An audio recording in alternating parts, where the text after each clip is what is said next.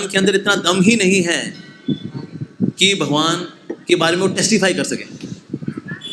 ठीक है जी। जैसे हम अगर विज्ञान की बात करें, विज्ञान ने हमेशा अपने आप को गलत साबित किया है।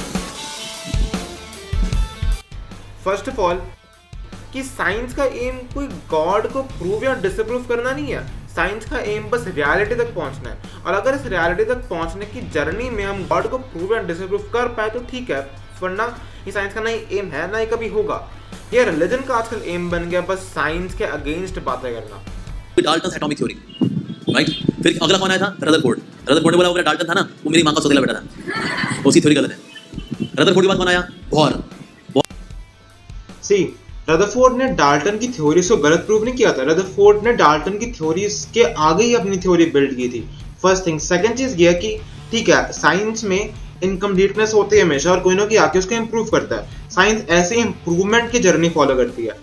अगर आप साइंस और रिलीजन को कंपेयर कर रहे हो तो सी रिलीजन का काम क्या है? बस कुछ स्क्रिप्चर्स, कुछ टेक्स्ट को पढ़ के उनको बस एक्सपैंड कर देना। बट साइंस को सब कुछ फ्रॉम स्क्रैच प्रूफ करते हुए बनाना पड़ता है। Science can not just say ओ ये मान लो कि जो एटम है वैसे बना होगा, ये मान लो कि यूनिवर्स जो है वो कोई क्लाउड से या वो कोई भगवान ने बनाया होगा। साइंस ऐसे नहीं कर सकती। ठीक है, कई चीजें हैं जो साइंटिफिकली प्रूव नहीं हो सकती, जैसे कि मन।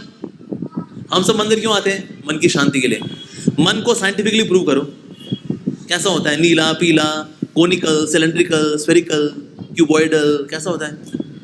देखा है? मन की शांति का मतलब ये हो सकता है अपने माइंड में जो न्यूरल एक्टिविटीज हो रही है उनको अपने खुद के कंट्रोल में लेना। मतलब जैसे हमारे जो थॉट्स है, it's nothing but a chemical reaction और I will say neurochemical reaction in our brain, right.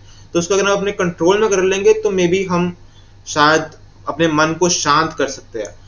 पर अगेन ठीक है, मैं मानता हूँ कि जो साइंस अभी कॉन्शियसनेस को, मन को, माइंड को कम्प्लीटली नहीं समझती, पर इन फ्यूचर कभी ना कभी साइंस ऑब्वियसली इन सबको समझ लेगी।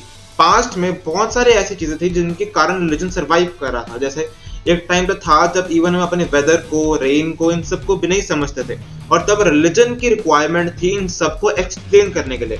पर अब हम इन सबको समझते हैं, तो इन फ्यूचर ऑब्वियसली हम ब्रेन को और यूनिवर्स में भी फॉर्मेशन को, इन सबको भी समझ लेंगे, तो तब रिलीजन की रिक्वायरमेंट खत्म हो जाएगी। तो फिर अगेन वन मोर थिंग, अगर इन लोगों को साइंस से मे बी साइंटिस्ट से इतनी प्रॉब्लम है, तो फिर ये खुद क्यों साइंस के इन्वेंशन का यूज कर रहे हैं?